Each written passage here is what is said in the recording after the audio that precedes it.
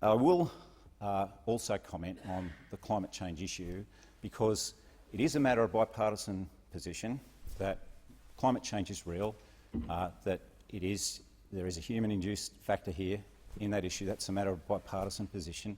We agree wholeheartedly, I believe, across this chamber on the steps that we need to do to embrace for mitigation and response for what we know are going to be worsening conditions with each year that passes. But what I would also urge is that across this chamber now, and I'm begging and pleading for this on behalf of my tortured, bleeding region, that we work across this chamber, perhaps, and this is just me speaking, that we create a mechanism for forging bipartisan policy for what more we need to do on climate change, and how we can then take that to improve our advocacy internationally to get this done, so that we can give our fireys a fighting chance into the future. And look, I'm talking to them now, getting feedback where they say, look, Mike, our team, our brigade our record for rotations has been 4 weeks. We're out there for 8 weeks now. We are buggered.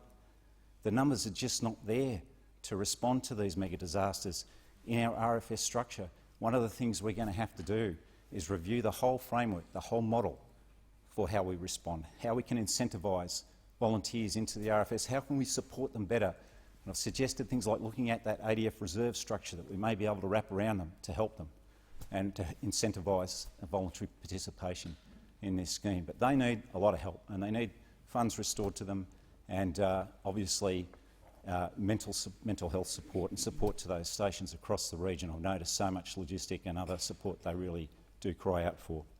And I'm very proud to say that our Queanbeyan RSL branch, I've asked them to invite our fireys to participate in the next Anzac Day parade, which is happening. And I know they're doing that in Tumbarubba, and I urge all of our fellow RSL branches to invite their fireys to march with them. I know as veterans we're going to be very proud to have them alongside us.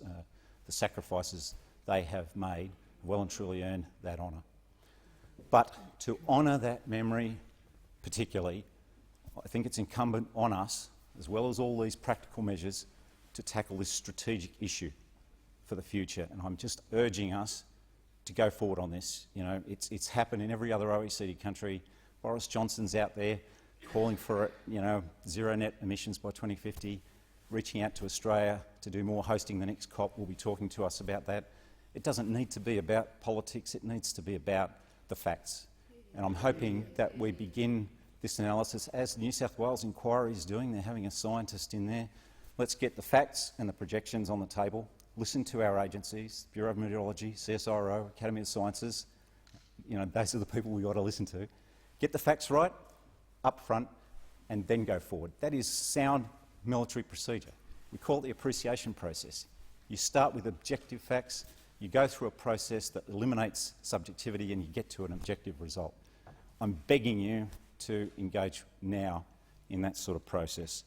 And finally, to finish, Deputy Speaker, I could not be more proud of this community, Eden-Monaro. They have shone in this. They have discovered wells of inner strength and compassion and love for each other. That has brought me to tears as I've been out there amongst them. And that is the strength of this country. That is what's the base of our voluntary spirit. And we should all be proud of that, but we should all pay tribute to it by responding now as we should. What we do now will define us to future generations, and we must honour that spirit that exists in our rural communities.